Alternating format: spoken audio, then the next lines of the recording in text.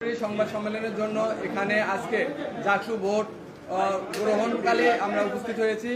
আপনারা জানেন আমরা জাতীয়তাবাদী ছাত্র দল জাকসু প্যানেল ঘোষণার পর থেকে একটি সুষ্ঠু ও নিরপেক্ষ নির্বাচনের প্রত্যাশা নিয়ে প্রচারণা চালিয়ে আসছি।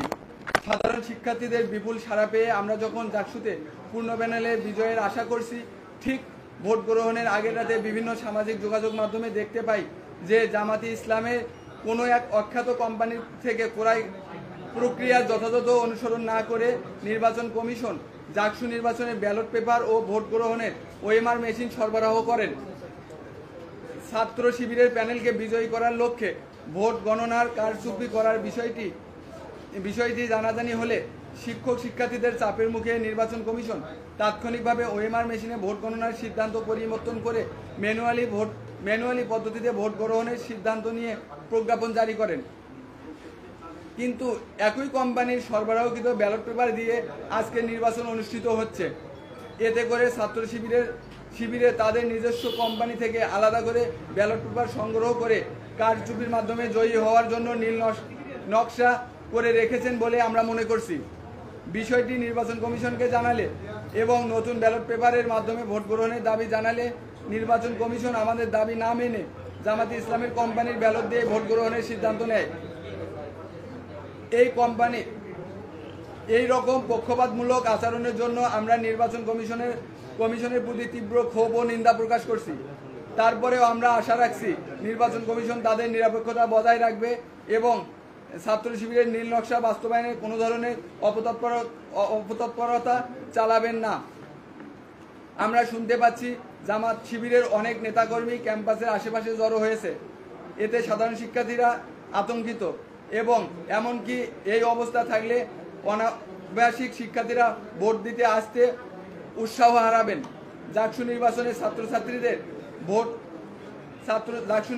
ছাত্রছাত্রীরা ভোট দিবে।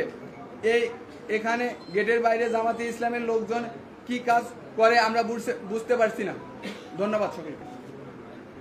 বৈশাখী কিছু বল। আমরা এখানে সকাল থেকে যখন ভোট গ্রহণ শুরু হয়েছে আমরা আমাদের প্রার্থীরা বিভিন্ন হলে ভোট দিয়েছি এবং সংবাদকর্মীদের সাথে কথা বলেছি। আমরা এখানে একটি জরুরি উদ্ভূত পরিস্থিতির জন্য সংবাদ সম্মেলন করেছি। আমরা আমাদের কথা পেশ করেছি। আমরা আশা করছি আমরা হল ভিজিটে যাব এবং আপনাদের সাথে আমরা পুনরায় কথা বলবো। আপনারা তারপরেও দেখবেন যে আমরা বলি যে আমরা দেখেছি যে বঙ্গমাতা শেখ ফজিলাতুন্নেসা মুজিব হলে আমরা সুনির্দিষ্ট অভিযোগ পেয়েছি সেখানে ভোট কারচুপি বা জাল ভোট দেওয়ার অবস্থা সৃষ্টি হয়েছে। আমরা সেখানে প্রক্টর স্যারের অনুমতি নিয়ে সেই হলে গিয়েছি। আমাদের প্রার্থীদের আপনারা জানেন প্রার্থীদের ন্যূনতম 2-3 জন নিয়ে হল ভিজিটের অনুমতি আছে এবং সেই হলে যাওয়ার ফলে যেহেতু মেয়েদের হল এখানে ছেলে মানুষ বা পুরুষ মানুষ ঢুকলে ঘন্টার ব্যবস্থা আছে, সিগন্যালের ব্যবস্থা আছে। তারপরেও আমরা দেখেছি যে ওখানে যারা দায়িত্বশীল শিক্ষক শিক্ষিকা বা কর্মচারীরা আছেন ওনারা উদাসীন ভূমিকা পালন করছেন, ভোট কেন্দ্র একদম ফাঁকা রেখেছেন, যার জন্য ওখানকার যারা জাল ভোট দিচ্ছেন তাদের একটি অংশ মক পিরিয়ডের করার চেষ্টা করছেন। আমরা যাওয়ার আগে আমাদের জিএস বৈশাখী সেখানে উপস্থিত ছিলেন, তার সাথে সংবাদকর্মী এবং ওখানকার যারা এই জাল ভোটের সাথে জড়িত তারা একটা খারাপ পরিবেশ সৃষ্টি করেছেন যেটা জাকসু নির্বাচনকে আসলে বাধাগ্রস্ত করার জন্য যথেষ্ট।